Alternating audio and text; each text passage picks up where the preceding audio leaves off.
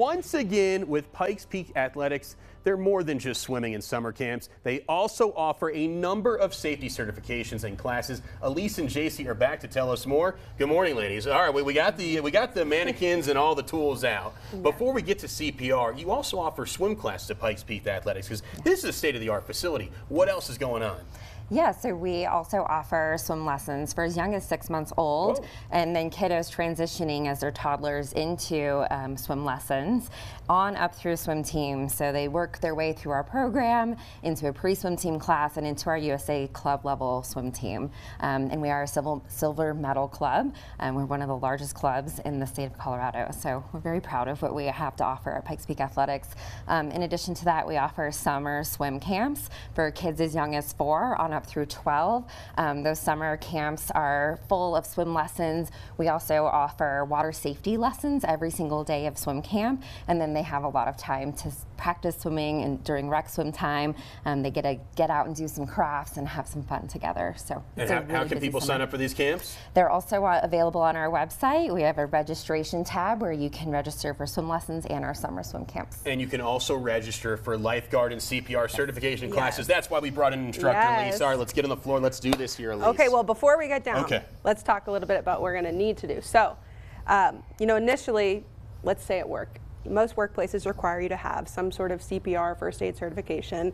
So obviously, in the workplace, the situation is going to be a little bit different than if, you're at a restaurant, for example, right?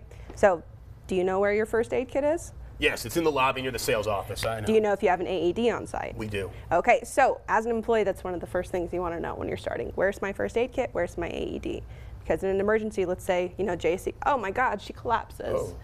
What are we going to do first? So first things first, we're going to call 911, right? Got it. Someone suddenly collapses, that's an emergency situation. So first things first, we're going to call 911. I personally think it's best practice to always call for the first aid kit and AED anyways. Better safe than sorry, instead of having someone run, then run back again and go get it, right? Right. So we've told someone to call 911. We've told someone to get our first aid kit and AED. Next thing we're going to do is check out, our coworker, our poor coworker. Watch you do this. All right, so I'm going to get down on the ground. We're going to check for some level of consciousness. So shout, tap, shout. Hey, are you okay? Can you hear me? I don't think our buddy's okay right now. And he's got no arms or legs either. No. So, okay. That's a really serious situation. He probably should have been in the pool in the first place. I know, It's a real serious situation now. So next thing we're going to do is we're going to look for any sign of breathing. So we're looking for the chest to rise. We're going to listen and see, do we see anything?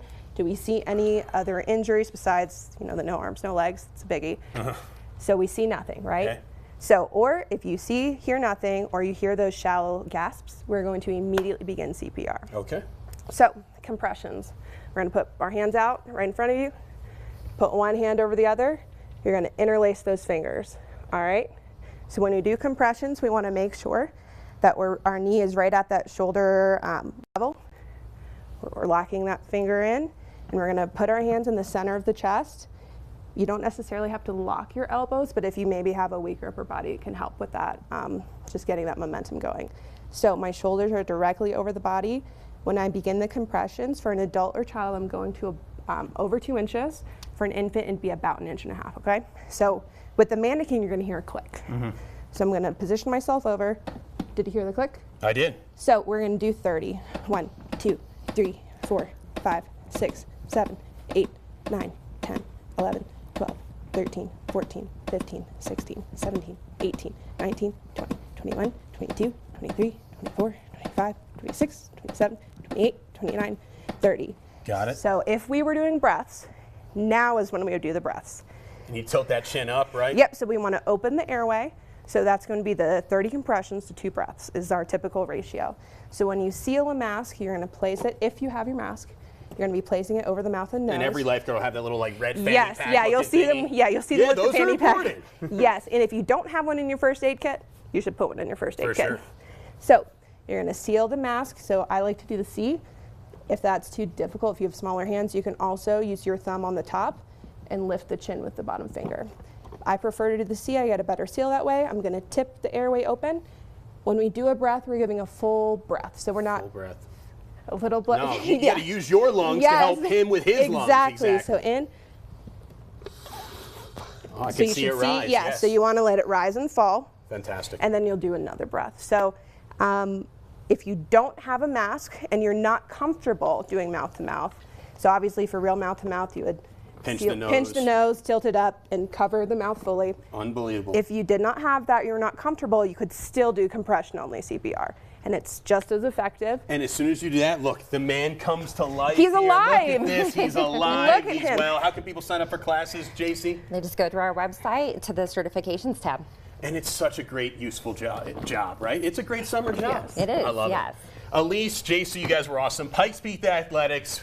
It might be the first week of spring, but we're always thinking about Yes. summer here. Great summer job. I learned a lot today. We're saving lives on Loving Living Local.